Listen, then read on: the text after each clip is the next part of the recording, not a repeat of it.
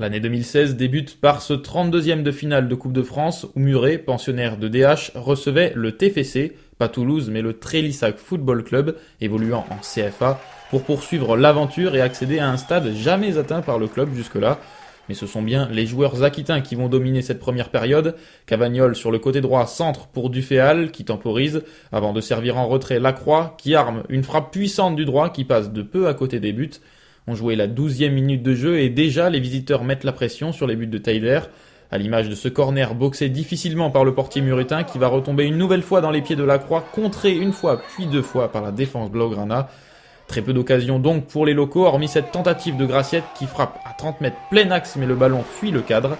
Et c'est tout pour les hommes de Lionel Poisson qui vont de nouveau subir avec encore un centre venu de la droite signé par Burgot qui trouve Cavagnol face au but, mais l'attaquant de Trélissac manque sa reprise.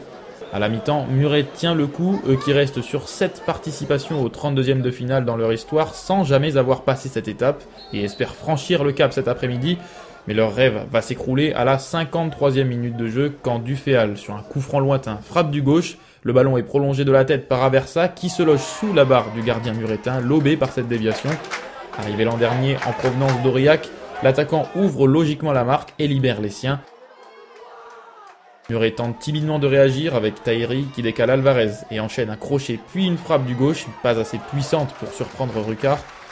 Et puis à la 70e minute, corner pour Trélissac tiré par Keita, dévié au premier poteau que stoppe Taider, mais deux enclos traînés par là et tout heureux de voir le ballon atterrir à ses pieds, marque et porte le score 2-0.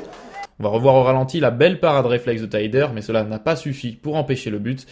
Les visiteurs vont même se permettre de rater une double occasion de creuser l'écart avec, à la conclusion, Papin qui va buter une première fois sur Taider. Le ballon lui revient dans les pieds, puis sa seconde tentative est contrée par la défense rouge et bleue. Muret aura la dernière opportunité en fin de rencontre. Alvarez réalise un petit pont sur Ben Tahiri avant d'adresser un centre parfait pour Marianella qui manque de peu de pousser le ballon au fond. C'en est donc fini pour les Muretins qui échouent une nouvelle fois à ce stade de la compétition et laissent le Toulouse Football Club seul représentant au Garonnais au tour suivant. Un tour que connaîtra pour la première fois le club de Trélissac. C'est la fierté qui prédomine parce qu'on savait très bien qu'en gagnant on allait rentrer dans l'histoire du club. Donc c'était vraiment quelque chose qui nous tenait à cœur. Après on savait qu'on allait avoir à faire un match compliqué, donc ça n'a pas dérogé à la règle, c'était un vrai match de coupe.